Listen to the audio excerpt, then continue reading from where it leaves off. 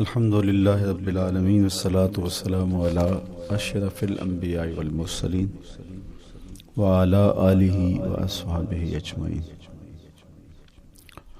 قال الله تعالى وتبارك في القرآن المجيد والفرقان الحميد. بسم الله الرحمن الرحيم.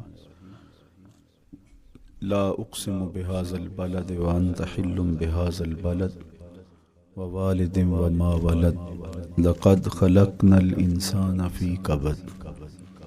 صدق الله مولانا العظيم وصدق رسوله النبي الكريم الرؤوف الرحيم. اللهم نور قلوبنا بالقرآن وزين أخلاقنا بالقرآن وأدخلنا الجنة بالقرآن ونجنا من النار بالقرآن. قال الله تعالى وتبارك في شان حبيبه مخبرا وآمرا إن الله وملائكته يصلون على النبي يا أيها الذين آمنوا صلوا عليه وسلموا تسليما. اللهم صل على سيدنا ومولانا محمد معدن الجود والکرم صلاة وسلاما علیک یا سیدی یا رسول اللہ. میں نے آپ کے سامنے قرآن مجید کے جو کلمات تلاوت کیے ان میں اسی حقیقت کو بیان کیا گیا. لا اقسم بهذا البلد، آغاز ہوا شہر مکہ کی قسم سے. قسم ہے مجھے اس شہر کی، پھر وجہ قسم بھی بیان کی.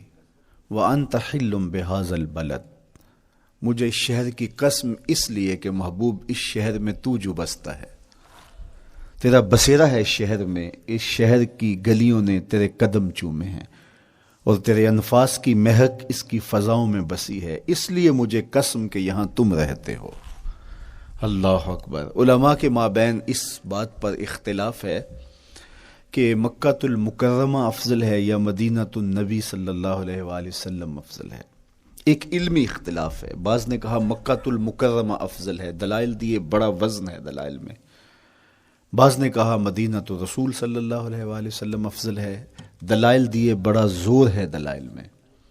لیکن شیخ عبدالحق محدث دہلوی علیہ رحمہ اسی آیت سے روشنی لے کر کے لکھتے ہیں کہ جب حضور مکے میں تھے تو مکہ افضل تھا، جب مدینے آ گئے تو مدینہ افضل ہو گیا. جدھر جدھر سے وہ گزرتے گئے مجد و شرف بھی پیچھے پیچھے رہا. چند لمحوں کے لیے ٹھہرے تھے تم جس پیڑ کے نیچے. نشور وحدی کا لہجہ دیکھیے کتنا دل آویز ہے. چند لمحوں کے لیے ٹھہرے تھے تم جس پیڑ کے نیچے، سنا ہے آج تک اس پیڑ کا سایہ مہکتا ہے. تو مکے میں ہیں تو مکہ افضل، مدینے میں ہیں تو مدینہ افضل. تو شرف ان کے وجود مسعود سے ہے. وہ جدھر جدھر سے گزرتے جائیں گے وہاں وہاں ہی نور پھیلتا چلا جائے گا. اور پیر نصیر الدین علیہ رحمہ کا لہجہ یہاں کتنا خوبصورت دکھائی دیتا ہے. ایک بار وہ جدھر سے گزرے ہیں نصیر، ایک بار وہ جدھر سے گزرے ہیں نصیر، بار بار ادھر سے بہار گزری ہے. تو کہا کہ قسم ہے مجھے اس شہر کی، یعنی شہر مکہ کی. کیوں اس شہر کی قسم؟ وَأَنْتَ حِلٌّ بِهَذَا الْبَلَدِ، کہ محبوب اس شہر میں تمہارا قیام ہے، اس شہر میں تمہاری رہائش ہے، تمہارے انفاس کی مہک ہے اس شہر کی فضاؤں میں، اور تمہارے قدموں کو چھوا ہے اس شہر کی گلیوں نے، اس لیے قسم کہ یہاں آپ رہتے ہو. وَوَالِدٍ وَمَا وَلَدَ، اور قسم ہے باپ کی، اور قسم ہے جو اس کی اولاد ہے. والد سے مراد کیا ہے اور ما ولد سے مراد کیا ہے؟ تو اس کے بارے میں ایک قول یہ ہے کہ والد سے مراد حضرت ابراہیم علیہ السلام ہے، اور ما ولد سے مراد حضور علیہ السلام جو ان کے فرزند ہیں.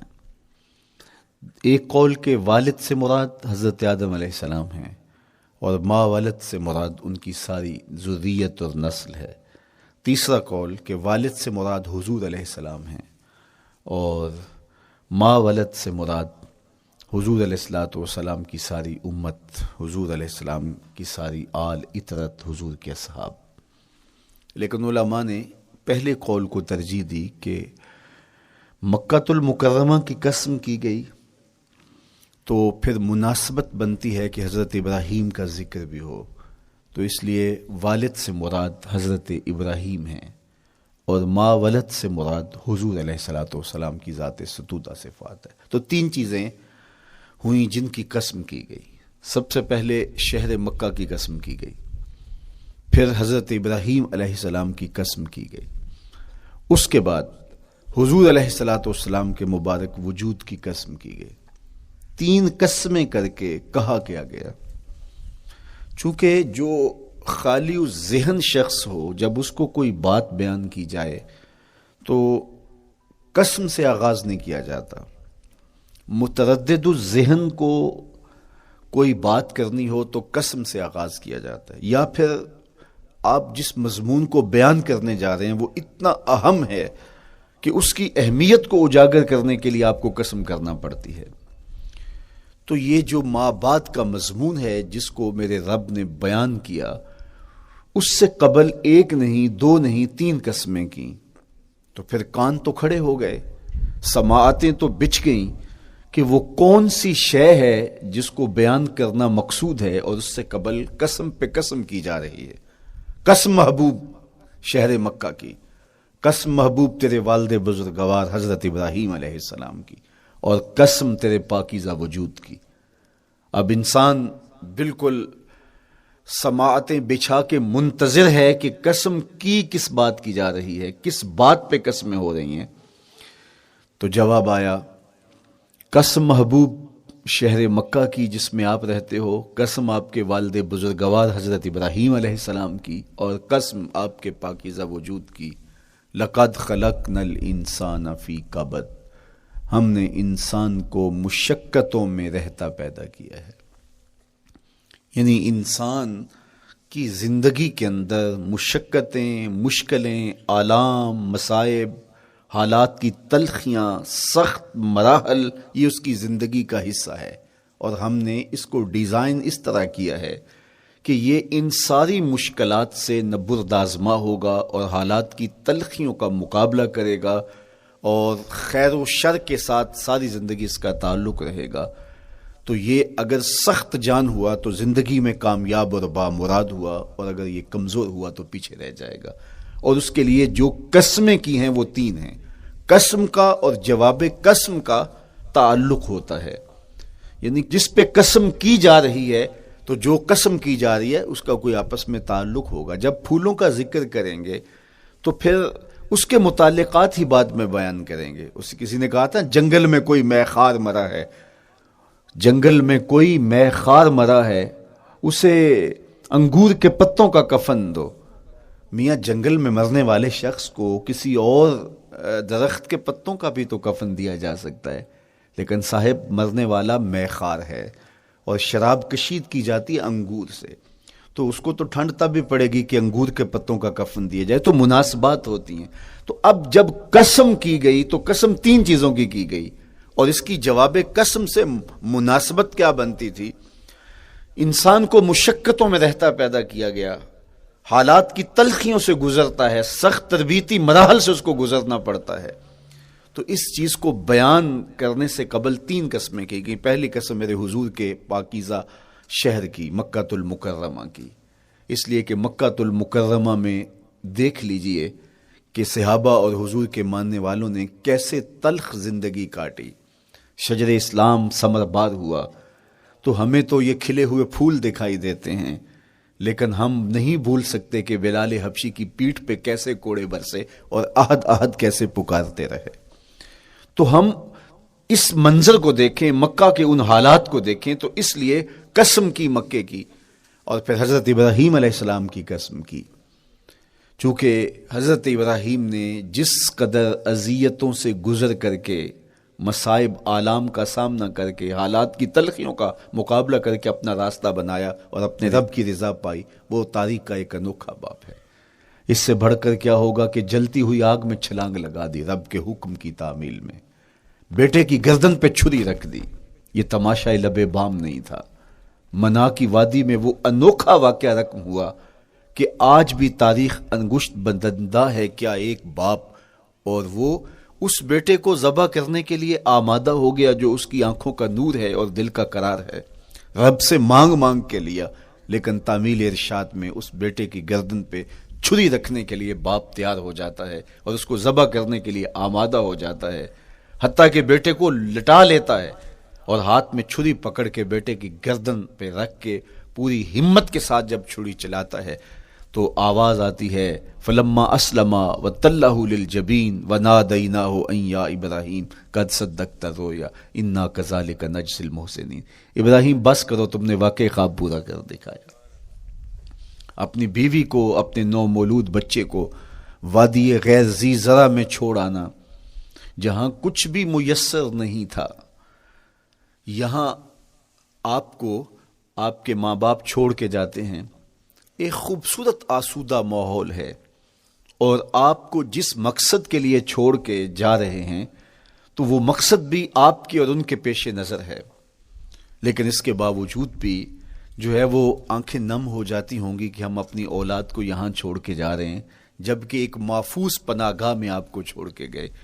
آپ کی تربیت کرنے والا ایک جو ہے وہ توانا طبقہ اور ایک توانا جو ہے وہ سٹاف موجود ہے جو آپ کی فکری، ذہنی، بدنی تربیت کے لیے کوشاں ہیں، لیکن اس کے باوجود بھی والدین محسوس کرتے ہیں لیکن اپنے نو مولود بچے کو وہاں چھوڑ کے جانا جہاں آب و دانہ بھی میسر نہیں تھا۔ مورخ اسلام فی جلندری نے اس وادی کا نقشہ کھینچتے ہوئے کہا، وہ وادی جس میں وحشت بھی قدم رکھتی تھی ڈر ڈر کے، جہاں پھرتے تھے آوارہ تھپیڑے بادے سر سر کے، جہاں پر گھاس اگتی تھی، جہاں نہ پھول کھلتے تھے، مگر وہ سرزمین تھی آسماں بھی جھک کے ملتے تھے۔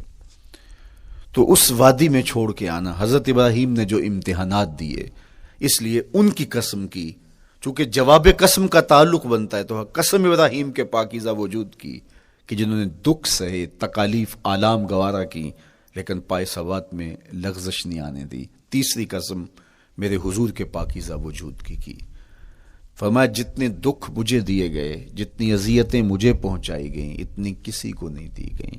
پیدا ہوئے تو حضور کے باپ کا سایہ سر پہ نہیں تھا، پھر اس کے بعد حضور مختلف مراحل سے گزرے۔ 6 سال کی عمر میں ماں کا انتقال ہو گیا۔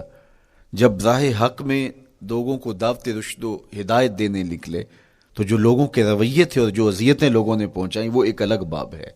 مکے کی گلیوں سے لے کے طائف کے بازاروں تک جن اذیتوں سے میرے حضور گزرے، ام المومنین سیدہ عائشہ رضی اللہ تعالیٰ عنہ فرماتی ہیں ایک دن حضور کی بارگاہ میں حاضری تھی تو ہم نے عرض کیا حضور کیا احد کے دن سے سخت دن بھی زندگی میں کبھی گزرا ہے؟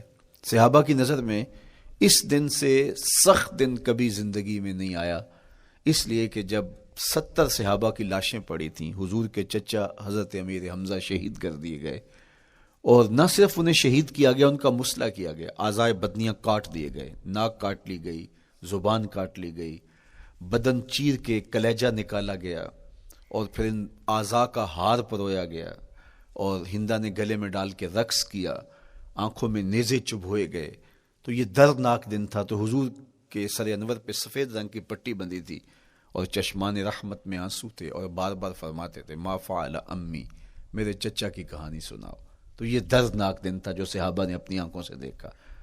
تو انہوں نے کہا حضور کیا احد کے دن سے سخت دن بھی کبھی زندگی میں آیا؟ ان کا خیال تھا کہ حضور فرمائیں گے ہاں یہ میرا زندگی کا مشکل ترین اور سخت ترین دن تھا، لیکن حضور نے فرمایا ہاں عائشہ، جب طائف کے بازاروں میں تیری قوم نے مجھے پتھر مارے تو یہ دن احد کے دن سے بھی سخت تھا۔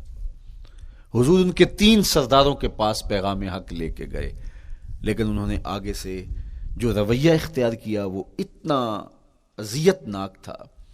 حضور نے فرمایا کہ ٹھیک ہے، میں تمہاری خیر خواہی کا جذبہ لے کے تمہارے تک پہنچا ہوں، تم نے میری دعوت کو قبول نہیں کیا، تمہاری مرضی، تمہارا مقسوم، چلو اب یہ بات میرے اور تمہارے درمیان رہنی چاہیے، اس بات کو راز رہنا چاہیے، اہل مکہ تک یہ بات نہ پہنچے۔ انہوں نے کہا ہم کیوں راز رکھیں، بلکہ اوباشوں کے ہاتھ میں پتھر دے دیے، اور حضور جب واپس ہونے لگے تو وہ حضور کے پاؤں پہ سنگزنی کر دے۔ حضور اپنا ایک پاؤں اٹھاتے تو دوسرے پاؤں پہ مارتے، شدت درد اور احساس کرب سے حضور بیٹھ جاتے تو ان کے غنڈے دائیں بائیں سے بڑھتے اور کندھوں سے پکڑ کے حضور کو اٹھاتے اور مشق سنگزنی کرتے۔ نالین خون سے بھر گئے، لخت لخت زخمی ہوا۔ اللہ اکبر، کیا دردناک لمحے تھے، کیا تکلیف بھری گھڑیاں تھی. تو کہا کہ جب طائف کے بازاروں میں تیری قوم نے مجھے پتھر مارے تو یہ دن احد کے دن سے بھی سخت تھا. اچھا، جب حضور پر اس طرح آلام و مصائب ٹوٹ پڑے تو حضور کے ساتھ جو صحابہ تھے انہوں نے کہا حضور ان کے لیے بد دعا کر دیجئے. تو میرے حضور بولے میں رحمت بن کے آیا ہوں، میں رحمت بن کے آیا ہوں. اللہ اکبر. ان کا تقاضا پہم بڑا تو حضور کے ہاتھ اٹھ گئے، اور پھر حضور نے جو کہا سنیے، اللہ مہد قومی فإنہم لا یعقلون.